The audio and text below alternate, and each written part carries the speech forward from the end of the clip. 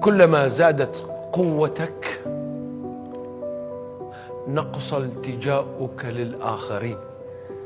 وخليني أورجيكم شيء مهم جدا بتعيشوه بطريقة خاطئة، وهو الأمل. والأمل نوع من الوهم، وهذا لا يعني أنه نحن إذا الأمل يعني هو غير الطموح، غير الرغبة، غير الإرادة. الإرادة مربوطة بالعمل، مربوطة بالقوة، بس الأمل شيء ثاني. إذا بتتبعوا كل الآلام اللي جواتكم حتشوفوا أنه كانت مبنية على آمال كاذبة. هذه الآمال كلما كبرت كانت المصيبة وحجم المصيبة أكبر، على مستواك أنت الشخصي، أو على مستوى علاقاتك، أو على مستوى خيباتك، أو على مستوى عاطفتك، أو على مستوى عملك. فالأمل بلهيك عن الواقع اللي أنت بتعيشه. فلما تكون أنت واقعي بدون آمال، بدون كذب، بدون أوهام، أنت عم تعيش لحظتك كما يجب. وهناك أناس يحترفون صناعة الأمل للآخرين، وبتكون الكارثة أكبر كلما كبر الأمل أكثر. والعرب في الجاهلية كانت تعتبر الأمل شر. وهاي قصة أنه أننا محكومون بالأمل، حتى اللي قالها نفسه سعد الله والنوس، هي كارثة كبرى. وأنت تبدأ بالتطور عندما تستشفي من الأمل وبتعيش حياتك بواقعية. في زميل لنا كان يشتغل معنا، أبوه إنسان فاضل جدا ومن أرقى الشخصيات اللي التقيتها في حياتي، توفى. وأمه بتحب أبوه بطريقة عجيبة، فقام من لهفة الموضوع بحادثة الوفاة، قام ما خلى أمه تشوف الأب. أمه صارت شبه مجنونة،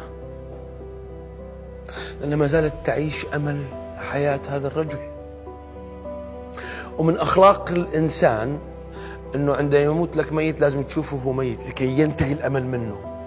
وكل واحد منكم مات وأنتم بعيدوا عنه، بعده حي جواتك. احنا بنقول الله يعين هذول اللي عم بيموتوا بغزة، بيفقدوا ناس مخطوفين، اللي ماتوا أكثر من 300,000 واحد في سوريا، ونصهم مخطوفين في السجون وما شافوش أهلهم. هذول قديش عايشين على آمال هي كارثة من كوارث الكون كله. قديش صعب هذا الأمل، لأنه الأمل هذا وراه خيبة كبيرة، خيبة أمل عظيمة. وفي أمال اجتماعية، المهدي المنتظر، المسيح المنتظر، اللي ما بعرف شو، الفكرة النازية، الفكرة الشيوعية، الفكرة اللي ما بعرف شو، أمة عربية واحدة. هاي أمال بالية بالنسبة إلي، هاي أمال كاذبة وخطيرة جدا. خيباتها، شايفين كل هذا الدم اللي عم بتشوفوه نتيجة هذا الأمل الكاذب. ليك أنا بقول دايما، أنا بقصد الآن صدق، هذا نتيجة الكذب. كل هذه الدماء اللي عم تشوفوها نتيجة الكذب، كذبة شعب الله المختار، وكذبة هذا اللي لازم يحكم الناس، وكذبة هذه الأشياء نتيجتها كل هذه الأمال وهذا الدمار وهذه الدماء وهذه المفقودين وهذه المساجين. تخيل، احنا بنحكي على مستوى شعب، وعلى مستواك الشخصي أنت موضوع أكبر من هيك. سيدنا داود عليه الصلاة والسلام، الملك داود أبو الملك سليمان، مرض لديه ولد، ومرض سلامتكم وسلامة أبنائكم جميعا مرض الموت. فانهم داود هما عظيم، وصام عن الأكل، وما عاد نام الليل، وكل الخدم اللي عنده خايفين يقربوا عليه، وخايفين يحكوا معاه، وخايفين حتى يتطلعوا فيه. باليوم السابع ابنه توفى، أخذ الله ودعته. فقام سيدنا داود وتحمم وحلق دقنه وتعطر ولبس وجلس بين حاشيته. انبهروا الخدم. هذا الشخص مفروض الآن، يعني مفروض هو الآن خلاص، يعني صار اللي هو خايف منه، فمفروض هو ينفجر. قال أنا كنت أأمل من الله وأنق عليه إذا، لأنه كان في عندي أمل أنه يشفى، بس طالما هذا الأمل انتهى فأنا سألحق به يوما ما. شوف قديش واقعي وحقيقي.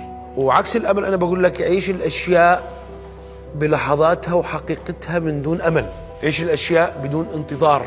استمتع ببنتك لما تقول لك يابا، واستمتع بأكلك وخليه هو مصدر سعادتك بينك وبين أهلك وبين عيالك، واستمتع بلحظتك اللي أنت عم تعيشها اليوم بدون أمال، وكون واقعي بكل ما أوتيت من واقعية في حياتك. ويقول الله عز وجل: ويلههم الأمل فسوف يعلمون. صدق الله العظيم. ما تعيش آمال، عيش الأشياء بحقيقتها ودرجها إلى أن تصبح ما تريد أنت، واعمل لأن تصنعها كما أردت أن تكون.